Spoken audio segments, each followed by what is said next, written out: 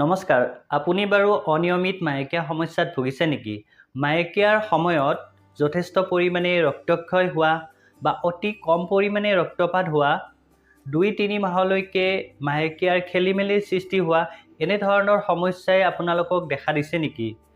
আজিকালি দেখা গৈছে যে প্ৰায় বেছিভাগ ছোৱালী আৰু মহিলাৰ ক্ষেত্ৰতে এই সমস্যাসমূহে দেখা দিয়ে। যেতিয়াই এই সমস্যাসমূহে দেখা দিয়ে বাৰুকৈয়ে চিন্তিত কৰি তোলে, নহয়নে বাৰু? গতিকে বলকচোন আজি আলোচনা কৰোঁ এই সম্পৰ্কে কিছু কথা। পোনপ্ৰথমতে মই স্বাগতম জনাইছোঁ স্বাস্থ্য সম্পৰ্কীয় মোৰ ইউটিউব চেনেল ডক্টৰ এন মিশ্ৰলৈ।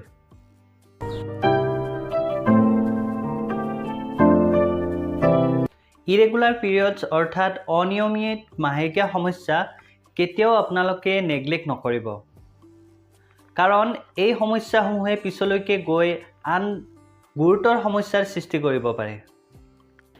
অনিয়মিত